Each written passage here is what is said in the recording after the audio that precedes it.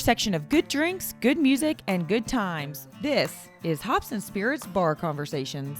I think we're in for a treat on this one as we welcome in a singer-songwriter. Her debut album, Off the Record, which as a journalist, I love that title, by the way, is out now. Let's welcome in Charly Reynolds. Hello, thank you for having me. Yeah, how are you doing? I'm doing good. I've been keeping busy with music and other just random things here and there, but I'm doing good. How about yourself? Not too bad, not too bad. Like I said, I'm a recovering journalist, so I do this for fun, and I can't complain. Yeah, That's for sure. that's awesome. I love podcasts. I think they're fun to host too. So I get it. Well, That's I was going to say we'll talk about that because I think you're doing one of those these days. I But am. before we get to that, this is bar conversations, so I got to ask. I know you're behaving yourself tonight, but what's your go-to drink these days? My go-to is a glass of champagne, any Prosecco. That is like my favorite drink. If not, I love a Tito's and Sprite Zero. That is my other go-to drink. So those two are like the top for I me. like it. Yes, Hey, but nothing tonight wrong I with do that. have my water, I, being a I little got. boring. Hey, you're allowed to. Sometimes we got to behave ourselves. I'll Yes, misbehave for the both of us. I got a little there Southern we Star, go. which I think's fitting from where you're Nice. from and Yes, where you're living these days. So, yes, you mentioned the podcast. You recently launched the Hey Char podcast. What's that been yes. like? You know, it's something fun for me to do as a hobby because I feel like I need hobbies. I can't just do music 24/7 or else I'm going to drive myself crazy. And I mean, I love to do music, but it just is nice to do something else. Um, and so that's why I started it. I've wanted to do one for a while, but I didn't really know what I wanted to do. And then I was like, I'll just start interviewing some of my friends and get everyone on there. Why not? It'd be fun. And so it's been great. I really enjoy it. I love editing videos and audio. So that's been fun. It's just something new. But I think we're 5 episodes in now. I do like two a month if I can. I've slacked off on that twice, so there's 5. But it's crazy how it just sneaks up on me, and then I'm like, oh my gosh, there's one coming out this weekend. Like I didn't even think. It's just wild. So, but I really enjoy it. I think it's a fun, something different for me to do. Well, I was gonna say I was looking at it. You had a former guest of ours, Hayden Kaufman. What was it like talking to him and Yeah. just all the things he brings to the table? Oh man, he is so great and he's such a nice person and we've met a couple times and have so many mutual friends. So it was just fun to have him on and to hear about his journey because it's different than a lot of people here. Well, actually all of our journeys are very different, but he was playing, was it baseball, I think, at MTSU and just decided to sing for fun and it's just kind of crazy. So I don't know, I really enjoyed that one. I enjoy all of them, but it was fun getting Hayden on there. Well, and you tend to have some fun on social media. It's not just the podcast. You might be trying to start something with some chicken tender reviews. How's that going? Yeah, so funny enough, someone told me, because I'm obsessed with chicken tenders, that will be like my meal till the day I die. I'm 90 years old, that's what I'm going to be ordering. That's my favorite with ranch. But someone said that would be so funny if you, like when you're on the road, if you get chicken tenders at these places. And so I was like, okay, why not? And, it is kind of an unhealthy thing if we're on the road a lot because I'm like, oh, like I'm just going to be eating chicken tenders like every day. But I will definitely have to do that next weekend when we go to Atlanta for playing at Eddie's Attic. So that would be fun. I'll have to find some chicken tenders somewhere to do another chicken tender review. But that is definitely just something that is very me. It's Well, I very think unapologetically me. there's something awesome about when you can just be you and have fun, and Yeah. you're doing the music thing. Did you grow up in a musical family, or is that something that's just you? Yeah, so my mom used to sing when she was younger. She was in a band, and she sang in church a lot. And my dad, he can carry a tune. He doesn't like sing, but he could if he wanted to. He sings in church, like not in front of the church, but in his seat, and he sounds pretty good. And then my brother Kyle, he's incredibly talented. He's more like a Michael Bublé kind of vibe, but he plays piano incredibly. So he's great. Kyle's amazing. And then my little brother, I don't know if Noah can sing yet. He's about to be 13, but I don't know if he really wants to sing. He's not really an attention person. He doesn't like attention on him, but he can play the piano well too. So I just kind of have a pretty musical family. I was going to say that. See, I don't have that. We're hoping we can change that with our daughter. We're giving her every opportunity to be able to carry a tune. Oh my gosh, that's awesome. As you should. You should push it for sure. Now, you mentioned growing up in the musical family. When did you, though, start to sing, and when did that kind of, showcase itself? Well, my mom said I could sing before I could talk. So I was just humming all the time. And I don't know, I've been singing for as long as I can remember. I loved Disney princesses. So I would just sing Disney songs and princess songs and try to be a princess in the backyard, like trying to sing to the birds and stuff like that. And then growing up, just got into everything. My family listened to country and pop and Michael Bublé and Frank Sinatra. We listened to everything. And so I just sang everything. In middle school, I sang a lot of Adele and Carrie Underwood. And then I really just started getting into country once I got older, and I listened to the music for the lyrics too, and not just the beat and the melody. And kind of fell in love with the storytelling of country music. And Taylor Swift also, when I was younger, when she was country, got me into country music as well. So it's just kind of been, in me for a very long time. Well, and you kind of touched on some of those artists that kind of made an impact on you. I mean, was it just kind of having that eclectic, all genres in the house that made that impact, or were there other specific songs or artists that kind of you gravitated toward as you grew up? Yeah, there was definitely so many of them. Martina McBride, Shania Twain, Reba McEntire were all some really huge ones for me as well. Carrie definitely was huge for me because I saw her in concert when I was 12, and I was like, that's what I want to do. I don't know how, but I got to figure out how to do it because that's all I want to do. And then in high school, I released an album and an EP, and that is not out any longer, so no one can find that anymore, but I've definitely grown since then. But I just kind of was doing it for fun. I didn't really know, what could come out of it. And then I was planning on going to college not for music, because I didn't want to go to college for music, but I was going to go for broadcast journalism and be a news anchor. And that's what I had wanted to do. But then, I don't know, I just felt like there was a pressure to go to college because everyone else was, and my school was big, and the guidance counselors were so for college.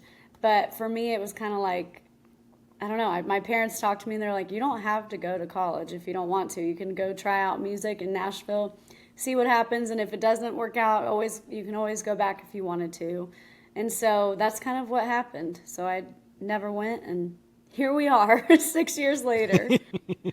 I was going to say, it seems to be working out okay for you. And you talk about growing up and all those things, and you growing up in Florida. What impact did that have on you? Because I feel like that's a hodgepodge of music too, and lifestyles and experiences. It definitely is. When I first moved to Nashville, fresh out of Florida, I was writing some beach songs. I put out a song, BS I Need, and I put out another song, Sandbar, and I was kind of just really inspired by the beach. Which now we don't have a beach, so I'm not as inspired anymore to write stuff like that because I'm not there. I'm there on the holidays, but that's almost it. And so, I don't know. I guess it definitely had an impact in the beginning. We also listened to Jimmy Buffett growing up. I feel like that's a very Florida artists just to listen to. Got the tropical vibe, and Kenny Chesney, same thing, the tropical beachy vibe. I don't know if you hear that in my music as much anymore, but I really definitely pulled from some of that in the beginning of and moving to Nashville. I love the BS. I need just a great play on words and everything. And Thank you know, you. you talk about going to Nashville. You moved there at age 18. What hmm pushed you to do that? Because like you said, you could have gone the college route, different things like that. But it seems like your family didn't pressure you and said it's your choice, and let's see what happens. Yeah, I don't know what I've said this before, but when I was moving here, we thought like you moved here and then you're famous like the next day, and because we just had no idea how it worked, and that is clearly not how it works. It's a lot of hard work, and it is way more than we ever thought it would be. Um, but in the best way. I think there's been a lot of growth in that. But yeah, I don't know. It's been a wild ride. I don't know how I had the courage to actually do that at 18 years old, and I can't believe that I did. But I'm glad that I did. And I worked at Chick-fil-A for the first year that I lived here. Sorry, my dog is making crazy noises right now. But I worked at Chick-fil-A and didn't really know what I was doing, but I stuck it out. And I did want to move home or go to college after 3 years of moving, or 3 months of moving here. But out of embarrassment for myself, I stuck it through because I was like, that is the most embarrassing thing. I moved to Nashville and then leave after 3 months. I'm not doing that. So I stuck it out, and I'm very glad that I made that decision. But I was seeing everyone go to college and have friends and be in sororities and all this stuff the first 3 months. So it was a little tough, and because I didn't really have any friends when I lived or moved here. I was gonna say, I mean, working at Chick-fil-A seems very fitting for a person that does chicken tender reviews. Right? And Just I saying. still love Chick-fil-A. I never got sick of it, not one time. And I wish I would have, because I grew out of a lot of pants really quick after working there. But I don't Well, regret it at all. well, you talk about you working there and kind of sticking it out. When did you realize though that you couldn't just work there and you had to put even more effort into the music and kind of see what would Yeah. happen? Yeah, so about 8 months later, or maybe like 5 months, I don't know, somewhere in there. Um, I just started reaching out to people on social media because I was like, I gotta meet people. Plus, being 18, I really couldn't go to anything in Nashville. So I was like, I'm gonna use Instagram to try and meet people and see what happens. And so I did. I started reaching out for people to write with me or get coffee with me, and just see where that went. And that's really kind of how I built my circle, and started writing. And it just kind of started growing from there, more and more and more. And got me to meet a lot of the friends that I'm friends with now. So, but it was definitely a long process of realizing that I didn't move here to work at Chick-fil-A, and back then it was very weird to reach out to people on Instagram to me. So, because it wasn't like the norm. Now it's totally normal thing to do, it seems like, but back then it was weird. And I was like, they're going to be like, who is this girl and why is she reaching out to me? But it worked out. But Well, I it's was gonna very say, different in today's time. I was gonna say, nothing wrong with sliding into someone's DMs, right? Right? Yeah, it worked. So, gotta try. Well, and I know one thing that really kind of kick-started things for you was that weekly gig at Miranda Lambert's Casa Rosa. How big was that for you, and kind of setting you on the right track? That was such a cool time. Playing there, I would do like get ready with me's or like an outfit check on TikTok before the shows, and like say, we're going to Miranda's today. We're playing 2 to 6. Like, come see us. And they just started getting so popular, and people started coming to the show, finding me on TikTok, and coming to the show. And what a lot of artists I think miss out on when they play down there is using it to your advantage and making it your show instead of like just making it, this Broadway gig just to make some cash. Like, I used it to my advantage and like made it as if it was like some big show, and played my originals and would sing them to the crowd and teach it to them for them to sing it back to me, and like really used the opportunity that I had there for that. And I just loved playing there. It was so much fun. Also, it's just great exposure because there's people from everywhere coming in there, and so it built like a really great fan base for me at the time. And Rodeo, my one song Rodeo, came out during playing there, which boosts that song so much. And so it was huge for me. I loved it. No regrets. I love it. I'd still play down there now. It's so much fun. Well, fast forward a few years after that, things are going well for you. But, in 2022, you started to notice some things with your voice when you sang. Can you kind of take us through that time of what was happening and what was going through your mind? For sure. So, yeah, I've been playing down there for like 2 years. And then in August of 2022, I believe, I was like losing my voice after 30 minutes of singing. And it was weird. And so I was like, okay, well, either it's allergies or there's something wrong. So I made an allergy appointment and a vocal doctor appointment, like 2 days, like one the one day, one the next day. And so I was singing at PBR, did the national anthem there, and I was like, something is wrong. Like I just can feel like something's not right. And so the next day I went to the allergist. Everything was the same as it's always been. And then I went to the voice clinic at Vanderbilt the next day, and they looked at my vocal cords and they were like, you have to stop talking immediately, like this week. And your vocal cords are supposed to be like white and clear of anything, like no bumps, no nothing. And mine were red and hemorrhaged and just bumpy and swollen. They were horrible. And so I went on vocal rest for a week, meaning no talking or singing, nothing. And did that for a week, and then I went in the next week, and they were like, all right, we got to do it another week, and another week, and another week. So it ended up being 4 weeks. And I went in every week, and it got better, but it didn't go away enough. We were trying to avoid surgery like as much as we could, but it just didn't go away. But also me not talking for a month is insane because I talk quite a lot, and I know that, and it was so nuts. I mean, I watched a lot of TV, and took so many walks, like miles and miles of walks every day because I had literally nothing else to do. And so anyway, fast forward to January, we scheduled the surgery for January 12th, and I had it. And after that, I couldn't sing I didn't perform for 5 months after. It was Whiskey Jam in May that I performed at. And it was crazy. I don't know. I'm thankful for it because it taught me so many things like vocal techniques and warm-ups. I had to do so much vocal therapy and physical therapy for my neck because apparently you're straining your neck too when you're straining your voice. So, which I still do that physical therapy for that. But there was just a lot that went into it that I had no idea about.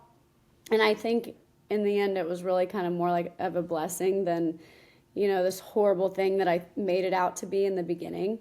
Because there was a chance that I'd never sing again if something went wrong. And that was terrifying. But I kind of just had to trust that whatever is going to happen is what was meant to be for me. And if I'm not supposed to be a singer, well, then there's my sign right there that I can't sing anymore. As much as I don't want that, I just kind of had to not stress about it. And I had so much peace going into that surgery. It was crazy. I mean, I was working. I had singles coming out during that time. And I was working and sending my manager and publicist at the time like emails and assets for all the stuff, and they're like, aren't you supposed to be in surgery right now? And I'm like, well, yeah, but I'm just waiting, so I brought my computer, so I'm just working. And it was crazy, but it taught me a lot of things. The warming up, I would give anything to be able to just sing without warming up again and not care, and my voice was perfect all the time like it used to be. But also, it's not that easy sometimes. So I've learned how to manage. I was gonna say, I mean, for someone that doesn't that likes to plan and maybe likes to be in control, what was it like to kind of be going through all that recovery part? Because in a sense, you were out of control, right? You didn't Yeah. have the control. You didn't know what was going to happen. Obviously, in the end, everything turned out great and how you wanted it. But in between, though, I'm guessing that was stressful. It was very stressful. Going into the surgery, I was like, oh, it's fine. I had a lot of peace going into it, but then a week later is when I could start talking.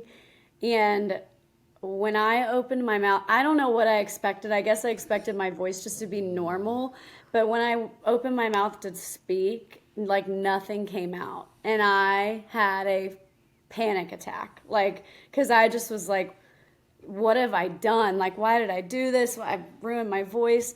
But obviously, I just had surgery 7 days before that. So it took lots of time to heal. But I was worried throughout that whole, probably there was like 3 months that I was really worried about it because I was like, not sure how it was going to be afterwards, if it was going to be different, which it is higher. I had to learn how to speak higher. That was what my therapy was too the whole time. I used to talk really low down like this all the time and it was like raspy but now I have to talk up here because that's really bad for your voice to talk like that. But I actually now sometimes I sink back into that, but I also now will watch videos of me from a few years ago talking and I'm like, whoa, that doesn't even sound like me. But it was definitely stressful. I didn't know what it was going to sound like, but it sounds pretty much the same. Lower songs are hard for me. Even some of my songs, like One Day at a Time, and some of those lower songs I have to raise them now because the low is harder and the high is easier. Before the high was harder and the low was easier. So it's just a learning process for sure. Well, and you've been making music that, like you said, you were putting out singles that you had recorded prior to that, and now you just released a little while ago your debut album, Off the Yeah. Record. What pushed you to put out an album in this day and age? I wanted to. That's I what like made me do it. it. I just wanted to, and I'm an independent artist, so it's like, why not? I can do whatever I want. And what's the hurt in doing it? There's no hurt in it. And I've had fans asking me for a few years, like, when are you going to stop doing singles and put out an album? Which I did an EP last year, which was 5 songs, but really it was only 2 new songs. Um, and so this one has 8 new songs. And it's kind of scary because I don't know what, like, I'm totally pretty much on my own, besides my PR company. So I'm just kind of like, hopefully it doesn't completely fail, but if it does, I still did it and people still like it and they love it and I love it. And I found my sound during making this album, so I feel like there was totally a reason for it. And I don't know. I'm glad that I did it. And I think it was really fun. And especially if I get signed in the future, I'm not going to be able to pick every single thing about the album like I was with this one, like the cover art, all the visualizers. I edited most of them by myself. And like do all the merch, pick all the songs, pick the order. I got to be in charge of everything. So I figured I might as well do it now, before maybe if there's someday where I won't be able to. Well, and you touched on it. You finding your sound, which is so, I think, important. And kind of hard when you're breaking into Nashville and Yeah. trying to find your groove. But I read where you mentioned 2 songs specifically, "Another Man Will," I believe, and "Blame It on My Boots." What Yeah. was it about those songs and that kind of where you kind of looked at your producer and went, "This is me. This is what I want to do." So it was with Another Man Will. That one was first. And we were like creating it, and I don't know, we just hadn't hit the nail on the head. And like I wanted kind of a 90s country sound, but still being modernized. My dog is snoring, I apologize. But with the 90s country sound and like, but not 90s pop, like 90s country. And so when we were doing that, those were like 3 of the last songs that were on the album, or like put on the album after we had already done literally all the other ones. Shade of Blue was close. Shade of Blue was like getting there. And then, but it was already done, and I loved it how it was. But then once we did Another Man Will, we had like fiddle, banjo, all the stuff that just sounded so perfect. And the groove and everything just gave me the 90s country vibes. And I was like, this is it. And then we did Blame It on My Boots, same way. There's pedal steel in that one too. And then it just, I don't know, we just kind of nailed it. And I've got a Christmas song coming out too that is also in that same sound. So I think now we've got the groove, we've got it. And it's just what I've been looking for so long. So with those, and I give Zach all the credit to that, finding that. He's worked with me for 5 years. We've worked together. And first I was like pretty country pop when I moved here. And then, you know, kind of just gone back and forth for a little while. And now we've finally figured it out. So Well, it's fun. I was gonna say it's awesome when that happens, because I know so many people strive for that for a long time. And you know, you named the album Off the Record, which is one of the songs on the record. But why give it the title Off the Record? Okay, so I was being interviewed by someone, and they said such a better representation of this question, because my answer is not as exciting as theirs was. But my answer is because I love the name Off the Record for an album. I just think it's cool because I'm getting vinyls made, and I was like, how cool is that to have a record called Off the Record? And I didn't actually want the album to be named a title of the song. I wanted it to be something that encapsulated the whole album as a whole, but I couldn't find anything that I liked better. And I tried for like a month, and I didn't like anything better than Off the Record. And so I went with it. But what someone else said that I wish I had come up with is that all the songs are topics that are written, are topics that are talked about that could be off the record. And I loved that. So I don't claim that as why, but it makes sense and I like it. So, but really, I just love the title Off the Record. I think it's cool. I was gonna say, you could say it's like a double play on words there with Off the Record and then off the record. You know, it could be both. Yes, exactly, exactly. And so so you knew what you were doing. That's really why. Yeah, I subconsciously knew for sure. Exactly. Yeah. Now on this record, you co-wrote every song on it and then put a spin on a classic. Why was it important for you to kind of be part of the whole process and, you know, co-write everything and things like that? You know, I think for me, it's important because I love to sing and perform, and that's the main thing for me. But I also wanted to challenge myself as a writer and write about everything, write about anything, and just see what came out. And for the album, because I know that I love outside cuts, but also there's something about writing all these songs that you just feel more connected to them when you're performing. And that was just for me. I wasn't against outside cuts for it, but I just had so many songs that I already loved. There was no reason to, take any songs that I didn't write for it. But with I Will Survive, though, obviously I didn't write that. But I wanted to do that song because I have performed that on stage for like the past 4 years. And I love singing that song. I play it at every single show.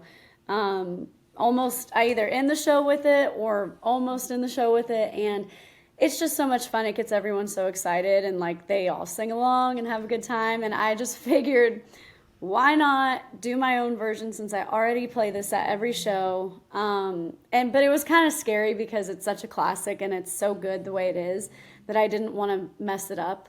But I think Zach did a really good job keeping it, close to the original, but also like a little bit countryer, a little bit different for my album. But I'm just happy to have that song out because I play it everywhere. So it's cool to have my own version people can go listen to.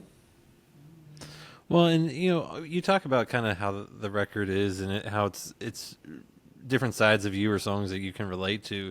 The album does show really a wide range. I love Off the Record, the song. You've also got Thanks. something so personal as Visiting Hours. What's Mhm. it like sharing all those sides of you with people? It's kind of weird and scary because, the fun, sassy songs is like that's my favorite. And so that's what I've kind of done for so long. Um, but something like Visiting Hours, when I put that out as a single a month before the album came out, I wasn't expecting, I kind of put it out for me in hopes, for it's my story, but also in hopes that people can relate to it and love it and feel, memories and joy of whoever they're thinking about when that song comes on. But what I wasn't prepared for was for, TikTok. It did really well on TikTok, and people were posting videos with their loved ones. It was just a very emotional thing that I wasn't expecting. Seeing that connection with everyone, and there's just something so special about it's just a special feeling writing a song that so many people can relate to. But it is, with the other ones, Love You Long and Hurt People Hurt, those things, it's kind of just our job as artists to be vulnerable and like to put it all out there and, for everyone to relate to. Because even though I'm not a very vulnerable person, I don't like being vulnerable. I've had to be, like, to be able to be a better artist and a better songwriter. So, and I don't regret that at all. Well, and you talk about it, people can see themselves in the songs, and I think that's really what draws someone to an artist when they can either be transported there because of your storytelling or they can see themselves in it. What is that writing style for you like? Is it, I'm guessing there's a bunch of notes on the phone or different things Oh, like yeah. that, but what is it? Is it a lot of those personal experiences like a Visiting Hours, or is it kind of just some ideas that pop into your head or a combination? It's kind of 50-50, honestly. Some of them, I would say like on the album, half of them are experience and half of them are random. Um, but yeah, there's a huge list in my phone that just scrolls of titles and ideas, and most artists and all songwriters in town have that. But some of them are just random, and obviously with Off the Record, that is not. I'm not a murderer. That is not a true story at all. But like stuff like that is fun because we just get to be an author and make up a story rather than write from experience. So I feel like it's kind of important to do all of the time. Well, and then, like you said, you did the cover of "I Will Survive." Another one of your covers or renditions of "Neon Moon" was on Fox's "The Resident." What Yeah. was it like to cover that one and then get that phone call to have it on a show? Yeah, so that was kind of crazy. So I had a cover of it up on YouTube, a similar cover to the one I released. Like they're basically almost the same, except the one was live in my living room and then the other one was recorded. But they reached out with that video. They said they saw that video. They reached out, wanted to use it in their season 5 finale. And I was like, this is a scam. Like, there's no way. And I sent it to my manager and I was like, I think this is a scam, but just in case, can you make sure? But I'm pretty sure this is not for real. And he was like, yes, it is. So they wanted me to re-record the song better quality because I just did it on GarageBand, like with a random karaoke track. And so I recorded it with Zach. We got it done in like a week, and they put it on the show, and they ended up renaming the whole episode Neon Moon, and they played the full amount of the song, which is crazy, just throughout the whole episode, like chopped up. And it was just the craziest thing because I really thought it was just a scam because I get scam emails like that all the time. But now I'm really careful to double check on that. Yeah, because I don't want to miss an opportunity like that again, ever. But yeah, I ended up releasing it a few months later as an official release because people were finding it on The Resident, and I should have released it when this show came out, but I was like, no one's gonna look that up. People don't do that. And all of a sudden, the YouTube views are like, 100K overnight, and I'm like, oh my gosh, what have I done? So I ended up releasing it a few months later, or a year later, it might have even been. I don't even know, but it's out there now for anyone who wants to go listen to it. But yeah, that was just a crazy experience for sure. Well, and what's it?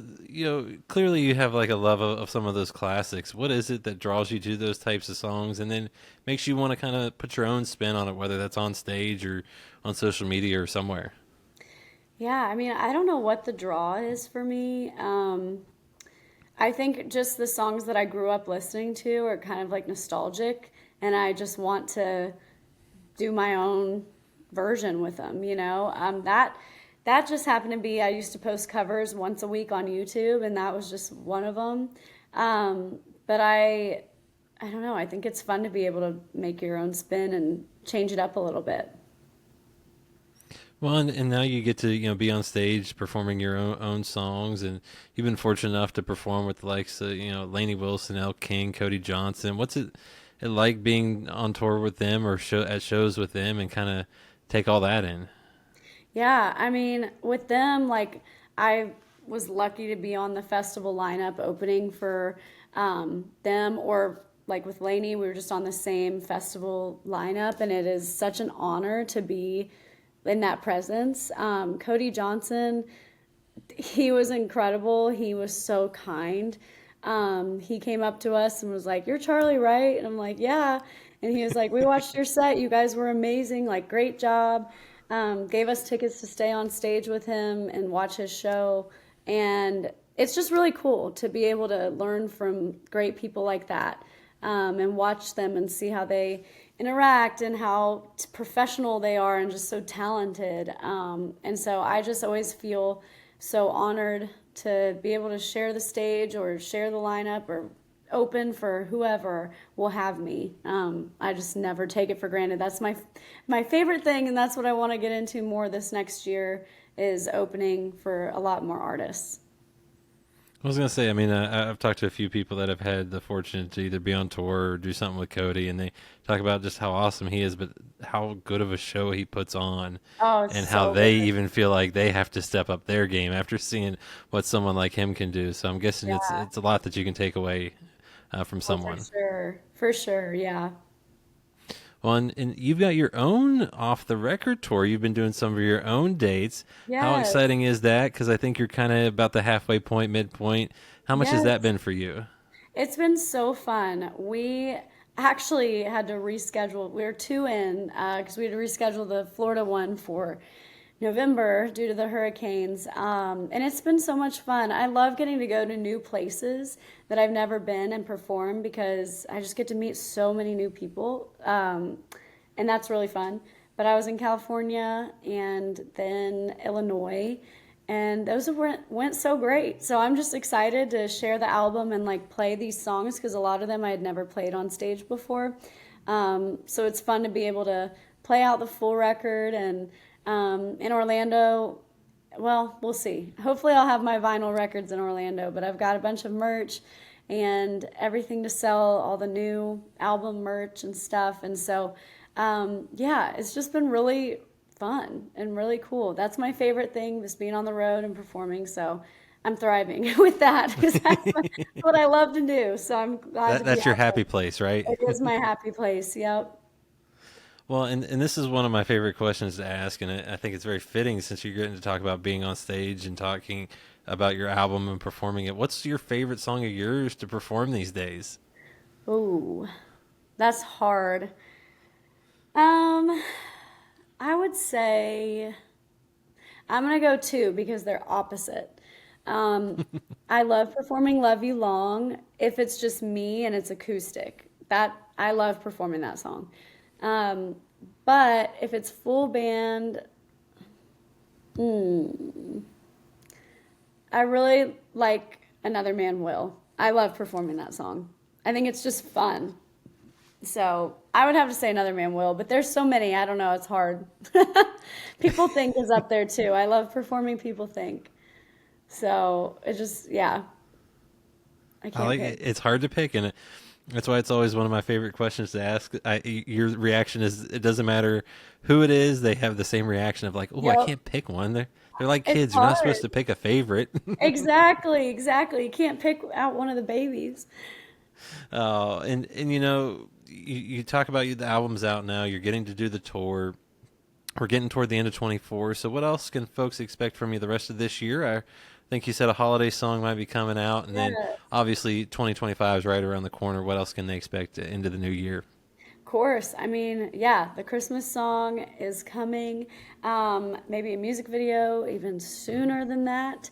Not for the Christmas song, for another song. I said that up poorly. But yeah, we've got a lot coming next year. More music videos, more songs to look forward to. I like it. That's a good tease. So follow Charlie on all of her social media so you don't miss out. And it's not a scam. I promise you, it won't be a scam when you Yeah. follow her. It'll Yeah, all and if be you good. And do have someone reach out to you, it is a scam because I get messages every day about that. But I will, just know that it's not me if I'm asking you for money or something weird. So please. just look for those chicken tenders reviews, and you'll be good. Exactly. Exactly. Well, Charlie, I appreciate you taking the time. I love the music, folks. If you haven't, give Off the Record a listen. And Charlie, thanks for sharing a drink with me and a great conversation. Of course. Well, thank you. I just appreciate you for having me. Find more from Hops and Spirits at hopspirits.com. Thanks, everybody. Bye.